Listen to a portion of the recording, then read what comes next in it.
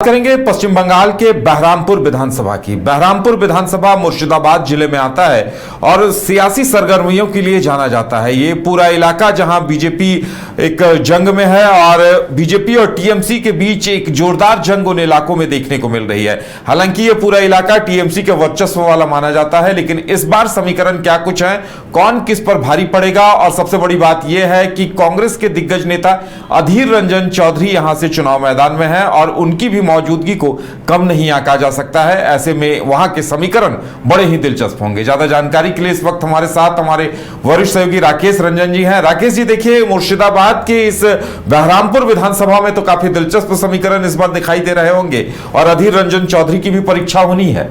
देखिए, दिलचस्प बात यह है कि ये बीजेपी की सिटिंग सीट है और ये अधीर रंजन चौधरी का इलाका भी है। यहाँ से लोकसभा का चुनाव वो जीतते रहे हैं। हालांकि पिछले चुनाव में यूसुफ पठान से उनको हार का सामना करना पड़ा लोकसभा का 2024 में, लेकिन ये उनका इलाका है। यहाँ वो घर घर में जाने जाने वाले नाम हैं और उनकी अपनी एक पहचान है और वो चाहते हैं कि बीजेपी से ये सीट छीन लें वो, और वो यहाँ से इस बार जो है एक लंबे समय के बाद जो है वो एमएलए का चुनाव जो है वो लड़ते हुए आपको दिखेंगे बहरामपुर से। बहरामपुर पहले बरहमपुर के नाम से जाना जाता था। 2011 में जो परिसीमन हुआ उसमें जो बाउंड्रीज है विधानसभा की उसमें फेरबदल हुआ और उसके बाद से ये बहरामपुर के नाम से जाना जाता रहा है। यहाँ पर अगर आप देखें तो कांग्रेस और लेफ्ट के बीच मुकाबला होता रहा है। जब आप इतिहास में जाते हैं तब हालांकि कांग्रेस का दबदबा जो है वो ज्यादा रहा है इस क्षेत्र में। 17 चुनाव में 10 बार जो है वो कांग्रेस यहाँ जीती है और एक बार जो निर्दलीय जीते हैं उसमें भी अधीर रंजन चौधरी का समर्थन था उनको। तो एक तरह से आप देखें तो 17 में 11 बार जो है वो कांग्रेस के पास सीट रही है। लेफ्ट को 5 बार यहाँ पर कामयाबी मिली है और पिछली दफा बीजेपी ने यहाँ पर जीतकर सबको चौंका दिया था। मुर्शिदाबाद जिले का जो है ये विधानसभा क्षेत्र है बहरामपुर। और एक बात जब आप देखते हैं कि जो पिछला चुनाव हुआ था वहां से ये दिखने लगा है कि बहरामपुर वो विधानसभा क्षेत्र है जहां पोलराइजेशन और काउंटर पोलराइजेशन हो रहा है। एक बात इस विधानसभा क्षेत्र में और दिखती है कि ज्यादातर जगहों पर मुकाबला आपको कई कोणों में दिखेगा, जिसमें कि टीएमसी, बीजेपी, कांग्रेस, लेफ्ट, अब तो अगर आप देखें तो हुमायूं कबीर की जो पार्टी है आम जनता उन्नयन पार्टी, उसने भी अपने कैंडिडेट्स जो है लगभग 200 विधानसभा क्षेत्र में उतारने की बात की है।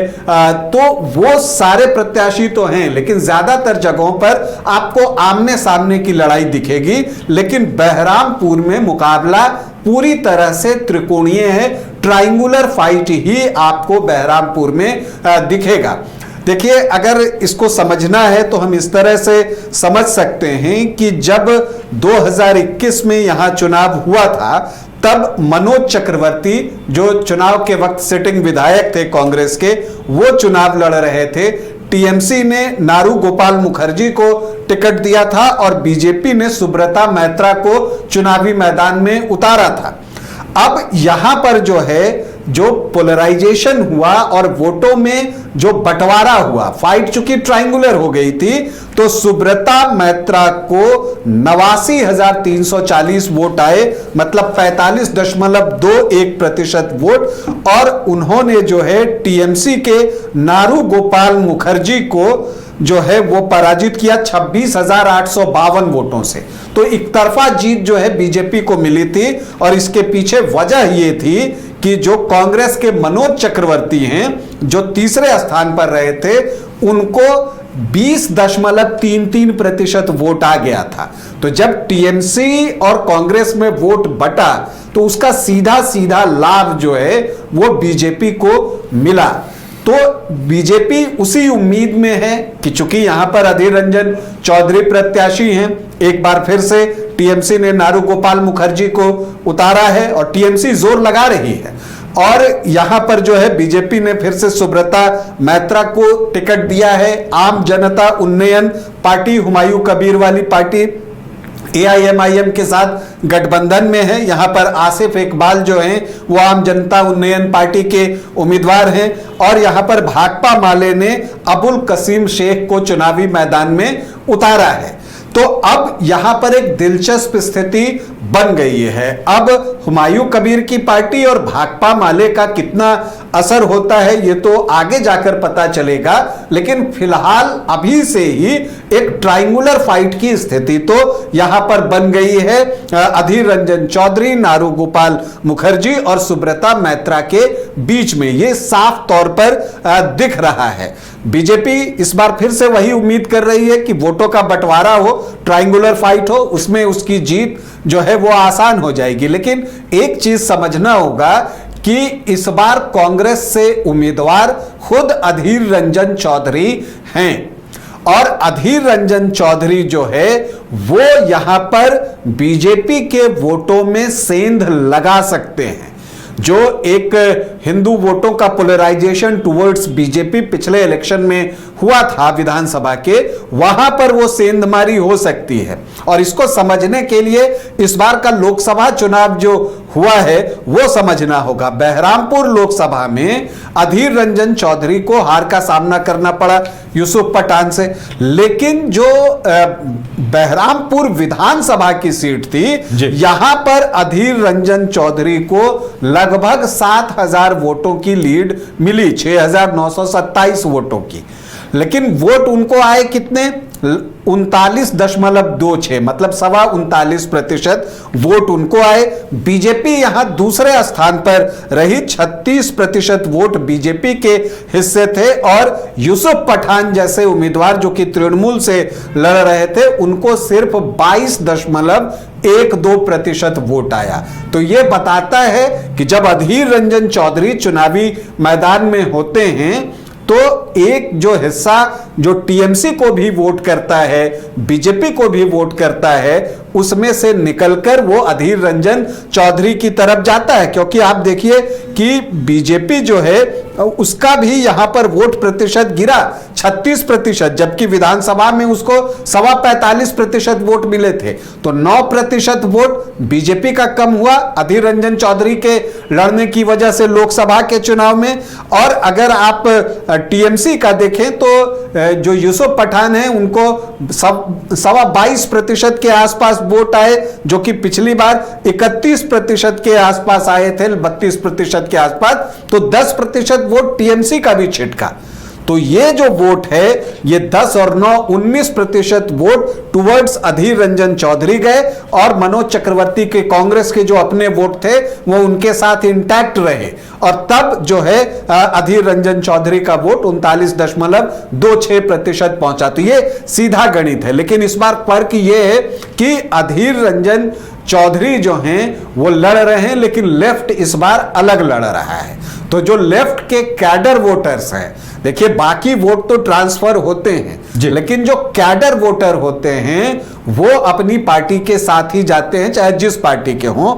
तो अगर कैडर वोटर जो है वो भाकपा माले की तरफ शिफ्ट हो जाता है, तब वैसी परिस्थिति में चूंकि अधीर रंजन चौधरी का जो मार्जिन था लोकसभा चुनाव में वो 7,000 वोटों का ही था, अगर इतने वोट लेफ्ट की तरफ शिफ्ट हो जाएं तो फिर बीजेपी और अधीर रंजन चौधरी के बीच एक कांटे का मुकाबला देखने को मिल सकता है। हालांकि मुकाबला कांटे का ही होना है, ट्रायंगुलर फाइट होनी है।